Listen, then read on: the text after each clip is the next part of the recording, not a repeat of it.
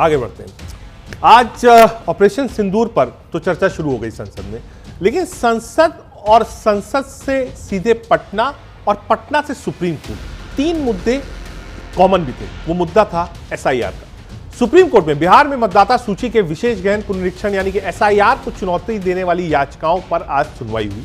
Supreme court ने draft सूची के प्रकाशन पर रोक लगाने से इनकार कर दिया। 1 अगस्त को ड्राफ्ट पब्लिकेशन होना है। सुप्रीम कोर्ट ने कहा ड्राफ्ट सूची की वैधता लंबित याचिकाओं के फैसले पर निर्भर करेगी। अदालत ने कहा कि आधार और मतदाता पहचान पत्र की अनुमति न देने से बड़े पैमाने पर लोगों का बहिष्कार हो सकता है।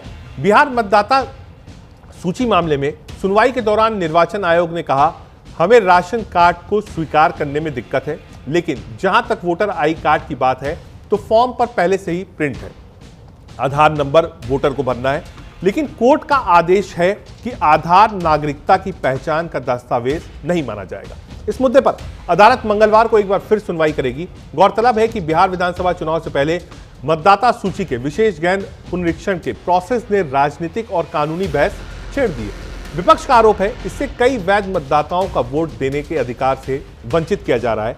जस्टिस सूर्यकांत और जयमाल्या बागची की बेंच इस मामले की सुनवाई की।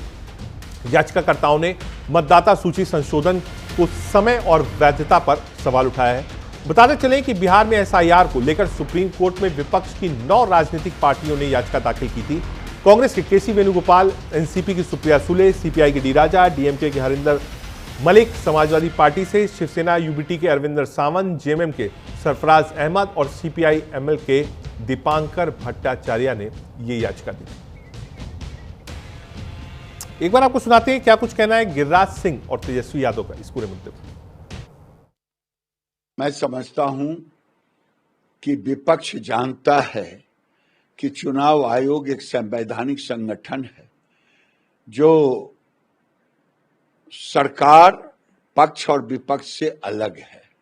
इस पर सदन में चर्चा जवाब नहीं हो सकता, ये जानता है। उनको तकलीफ है कि अवैध लोगों को क्यों नहीं वोट डालने दिया जा रहा है। डूब करके मर जाओ, देश बचेगा तभी पार्टियां बचेगी। अगर आपको पूछना है तो जाएं इलेक्शन कमीशन से जाकर के समय लें, सारे गठबंधन जाएं।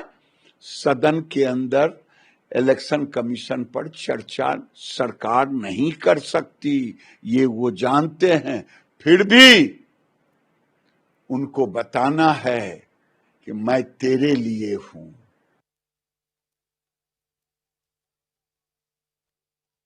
कि जो सूची आएगी तो चुनाव आयोग नहीं, गोदी आयोग जो है बन चुका है। और इस पे हम सब लोगों ने, राहुल जी ने भी बिहार आकर के, हम लोगों ने बिहार बंद करने का काम किया था। लेकिन इस विषय को लेकर के हम लोगों का इंतजार रहेगा कि जो सूची आएगी उस सूची का भी तो बताइए ना। अगर मृत पाए गए हैं तो चुनाव आयोग को डेथ सर्टिफिकेट दिखाना पड़ेगा, डॉक्यूमेंट्स बताने पड़ेंगे। और 11 ऐसे डॉक्यूमेंट्स मांगे गए थे जो गरीब के पास है ही नहीं। तो लोगों के साथ अन्याय जो है हो रहा है। और हम पूरा महागठबंधन राष्ट्रीय जनता दल मजबूती के साथ, हम सब लोग जो है गरीब को जो अधिकार मिला है संविधान में, जो बाबा साहब ने जो दिया है, हर किस इस अधिकार के लिए हम लोग लड़ेंगे। इनके अधिकार को हम लोग छीनने नहीं देंगे।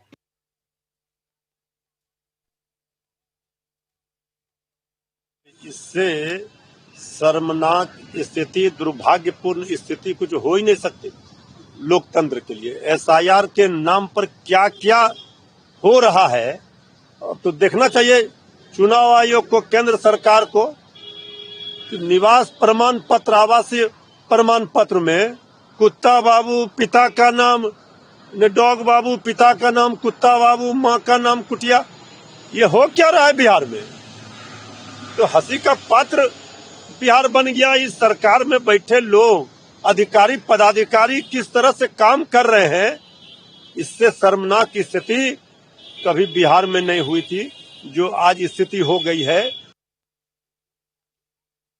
दोनों जगह सरकार ने एक बार फिर एक कोशिश की है कि वो किसी तरीके से लोकतंत्र की हत्या जो बिहार में हो रही है उस पर चर्चा न होने पाए, जबकि सीधे सीधे इलेक्शन कमीशन,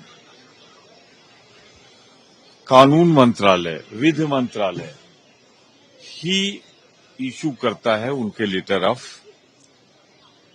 जो कंडीशंस होती तो ये कहना गलत है। अगर कोई सदन में उपस्थित नहीं है तो उनके बिहाफ पे सरकार में कोई न कोई विभाग तो जवाब देगा।